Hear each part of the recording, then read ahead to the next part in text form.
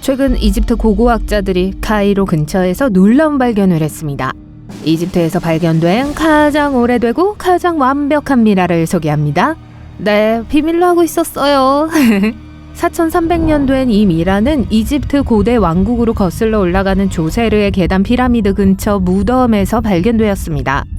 무덤은 급으로 여러 겹 덮여 있었어요. 발굴팀은 고대 이집트 관리의 무덤과 특별한 의식을 치를 수 있는 권한을 가진 비밀 관리인의 무덤 등 다른 무덤도 여러 개 발견했어요. 또 다른 흥미로운 무덤은 이 지역에서 발견된 것 중 가장 큰 조각상이 있는 작가의 무덤이었어요. 이 광대한 매장지에는 12개 이상의 피라미드와 휴식 공간도 있습니다.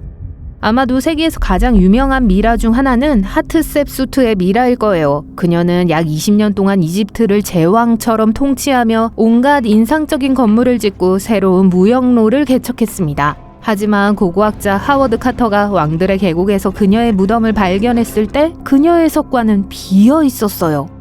카터는 다른 무덤에서 2개의 관을 발견했는데 하나는 하트셉수트의 습식 간호사의 관이었고 다른 하나는 미지의 여인의 관이었습니다. 2006년 한 전문가 팀이 이 수수께끼의 여인이 여왕이 맞는지 조사하기로 결정했어요. 그들은 하트셉수트의 이름이 적힌 나무 상자에서 어금니 하나를 발견했고 미라의 입의 틈새와 비교한 결과 완벽하게 일치했습니다. 람세스 2세는 꽤 인상적인 통치자였지만 결국 역사를 만든 것은 그의 미라였습니다. 그의 아버지에 대해서는 잘 알려지지 않았죠. 좋아요, 그만할게요. 람세스는 무려 60년 동안 통치한 이집트 역사상 가장 강력한 파라오로 꼽혀요. 또한 90세 이상까지 살았어요. 그가 살았던 시대를 생각하면 꽤 놀라운 일이죠. 람세스 2세에게도 100명이 넘는 자손이 있었다고 하니 대가족이라고 해도 과언이 아니네요. 그가 세상을 떠났을 때 그의 시신은 원래 왕들의 계곡에 묻혀 있었는데 어떤 교활한 사람들이 무덤의 모든 보물을 훔쳐가려고 했어요. 하지만 당시 관리들은 그런 일을 용납할 수 없었기 때문에 시신을 안전하게 지키기 위해 비밀 장소로 옮겼어요. 1800년대로 거슬러 올라가 보죠.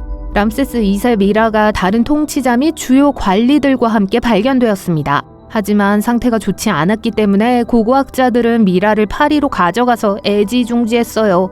문제는 다른 나라로 옮길 수 없다는 거였습니다. 유일한 해결책은 람세스 2세에게 그만의 여권을 주는 것뿐이었어요. 직업은 왕으로 기재되었고 문서에는 그의 사진까지 실려 있었죠. 대부분의 미라가 반드시 촉촉한 피부를 가진 것으로 알려져 있지는 않습니다. 하지만 레이디 다이로 알려진 아시아 여성의 미라는 그렇지 않다는 걸 증명해요. 그 다이애나 비 이야기는 아니에요. 고대부터 부유했던 이 여성은 1971년 화려한 무덤에서 발견되었는데 미라라고 해도 과언이 아닐 정도로 멋진 모습을 보였습니다. 주변 환경의 습기와 산소 부족과 같은 무덤의 특수한 조건 덕분에 그녀의 시신은 거의 완벽하게 보존됐어요. 피부는 부드러웠고 머리카락은 정돈되어 있었으며 여전히 유연했습니다. 현재 그녀의 미라를 자랑스럽게 전시하고 있는 박물관에는 식기와 악기 등 그녀와 함께 묻혔던 수많은 화려한 물건들도 전시되어 있어요. 고고학자들은 미라에 대한 추가 조사를 통해 그녀가 50세경에 심장마비로 세상을 떠났다는 사실을 밝혀냈습니다. 2000년이 넘는 세월이 지났지만 다이 여사는 여전히 역사를 만들고 있어요. 1991년 알프스에서 얼음인간 외치의 미라가 발견되었습니다. 오스트리아 당국은 처음에 현대의 산악인이라고 생각했어요. 너무 잘 보존되어 있었거든요. 알고 보니 그는 사실 구리시대의 사람이었습니다. 해발 3048m가 넘는 산길에서 발견됐죠. 그의 미라를 연구하면서 우리는 구리시대 유럽의 생활에 대해 많은 것을 배웠습니다.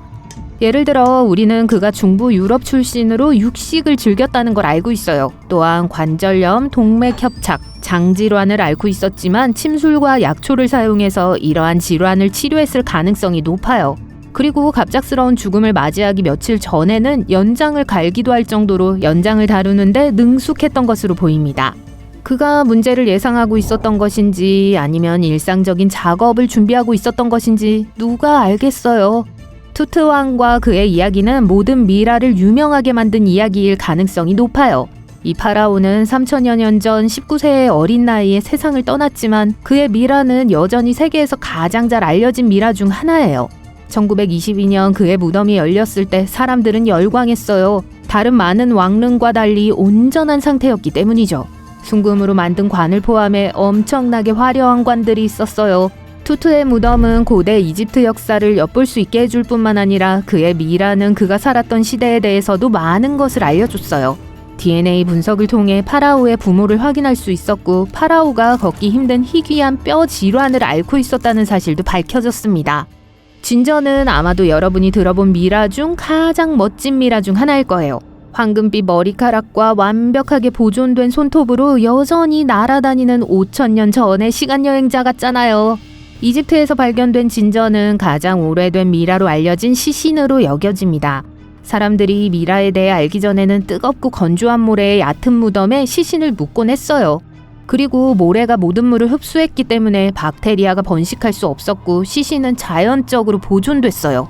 과학자들은 진저의 보존이 의도적인 것인지는 확실하지 않지만 도자기 그릇과 함께 묻힌 것으로 보아 그를 묻은 사람이 상당한 보존 기술을 알고 있었을 가능성이 높습니다. 진저를 직접 만나고 싶다면 현재 대형 박물관에 전시되어 있는 진저를 만나보세요. 한 네덜란드 미술품 수집가가 아시아에서 조각상을 구입했다가 이상한 발견을 하게 됐어요. 동상 안에 미라가 숨어 있었어요. 안타깝게도 시신이 너무 약해서 움직일 수 없었기 때문에 그대로 두어야만 했죠. 가장 놀라운 점은 이 미라가 1000년이 넘은 미라로 동상에 안치되기 전 200년 동안 전시되어 있었다는 사실이에요. 과학자들이 CT 스캔을 했을 때 미라가 글씨에 적힌 종이 조각으로 가득 차 있다는 사실을 발견했습니다. 전문가들은 그가 박테리아에 덜 감염되게 하는 특별한 식단과 차를 포함하는 매우 격렬한 과정인 자가 미라화라는 것을 수행했을 것이라고 생각합니다. 이 의식을 감당할 수 있는 사람은 소수에 불과했고 그 의식을 치른 사람들은 진심으로 존경받았습니다.